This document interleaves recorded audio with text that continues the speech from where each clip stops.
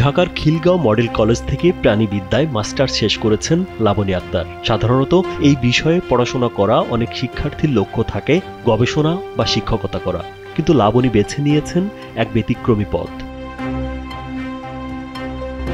গৃহিণী ও 2 সন্তানের জননী হওয়া সত্ত্বেও তিনি উদ্যোক্তা হওয়ার সিদ্ধান্ত নেন। 2024 সালে মাত্র 1500 টাকা পুঁজি নিয়ে শুরু করেন বিদেশি ইঁদুরের খামার। শরীয়তপুর সদর উপজেলার পৌর এলাকার 4 নম্বর ওয়ার্ডের তুলাসার গ্রামে গড়ে তোলেন এই খামার। লাবনী 2016 সালে বিয়ে করেন শরীয়তপুরের ডামুড্ডায় মোহাম্মদ রাকিবকে। বিয়ের পর তিনি পুরোপুরি সংসার ও সন্তানদের দেখাশোনায় ব্যস্ত হয়ে পড়েন। তবে মনের মধ্যে সবসময়ই ছিল স্বাবলম্বী হওয়ার ইচ্ছা।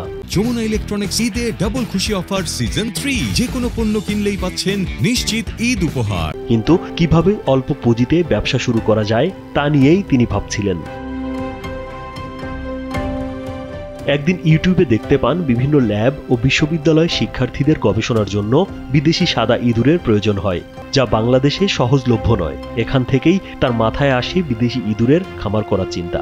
প্রাণীবিদ্যার শিক্ষার্থী হওয়ায় তিনি জানতেন ইঁদুর লালন পালন তুলনামূলক সহজ এবং এটি গবেষণার জন্য অত্যন্ত প্রয়োজনীয়। ভিন্ন কিছু চেষ্টা করার থেকে এটা দেখলাম যে অনেকেই এখন মোটামুটি খুব পালে, খুব মানে শখ করেই পালে। সেক্ষেত্রে আমি কাটাবন থেকে এক জোড়া নিয়ে এসে লালন পালন করতেছি।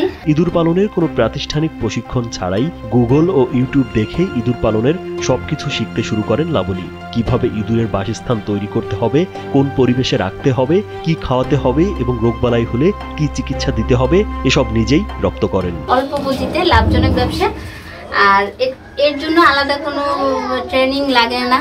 আমি কোথাও কোনো জায়গায় ট্রেনিং করি নাই, নিজে থেকেই উদ্বুদ্ধ হয়ে আলহামদুলিল্লাহ এখন।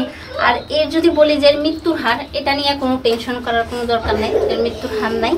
2024 সালের জুলাইয়ে সুইজারল্যান্ডের জনপ্রিয় ইঁদুরের জাত সুইস অ্যালবিনো এর 4টি ইঁদুর নিয়ে তার খামারে যাত্রা শুরু হয়। স্বামী রাকিব 1000 টাকা দিয়ে 4টি ইঁদুর এবং 500 টাকা দিয়ে 2টি খাঁচা কিনে দেন। অক্টোবরে ইঁদুরগুলো প্রথমবার 10টি বাচ্চা দেয়। এরপর আর পেছনে ফিরে তাকাতে হয়নি তাকে। বর্তমানে 4টি প্যারেট ইঁদুর প্রতি মাসে প্রায় 200টি বাচ্চা দেয়, যা তিনি মূলত গবেষণার এবং অন্যান্য খামারে বিক্রি করেন। আর আমার এখানে এখন বর্তমানে প্যারেন্টস আছে 40 থেকে 50টা প্যারেন্টস আছে।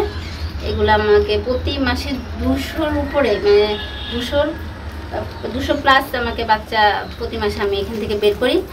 আর মূলত এখন একটা প্যারেন্টস 8 থেকে 15টা পর্যন্ত বাচ্চা দেয়।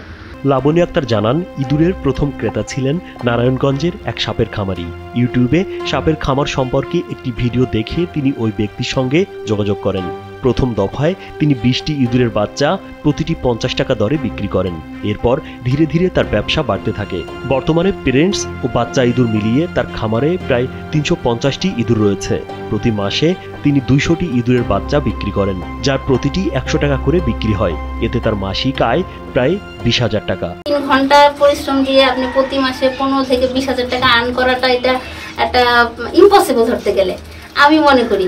আর সেই ক্ষেত্রে দেখা যায় যে এখানে আমি 15-20,000 টাকা মাসে ইনকাম করাটা আমার খুব সহজলভ্য। জেলা প্রাণী সম্পদ কর্মকর্তা ডাক্তার মোহাম্মদ আবু বকর সিদ্দিক জানান, নিয়মিত খোঁজ খবর নেয়া ও নানান পরামর্শ দেয়া হয় প্রাণী সম্পদ অধিদপ্তর থেকে। প্রাণী সম্পদ দপ্তর এটা সবসময় খোঁজ খবর নিয়ে থাকি, পরিদর্শন করে থাকি। এটা যদি উনি স্বীকৃত কোনো ফার্মাসিউটিক্যাল কোম্পানির সাথে যুক্ত হতে পারে, অথবা কোনো বিশ্ববিদ্যালয়ের রিসার্চের যেখানে রিসার্চ হয় সেখানের সাথে যুক্ত হতে পারে, তাহলে ওনার বাজারজাতকরণটা সহজ হবে। ভবিষ্যতে ইঁদুরের খামারকে আরও বড় করতে চান লাবনী। সরাসরি গবেষণা ও বিশ্ববিদ্যালয়ের সঙ্গে চুক্তিবদ্ধ হয়ে ইঁদুর সরবরাহ করতে চান, যাতে করে মধ্যস্থভোগীদের বাদ দিয়ে ন্যায্য দামে বিক্রি করতে পারেন তিনি। রাজীব বিশ্বাস, কালবেলা।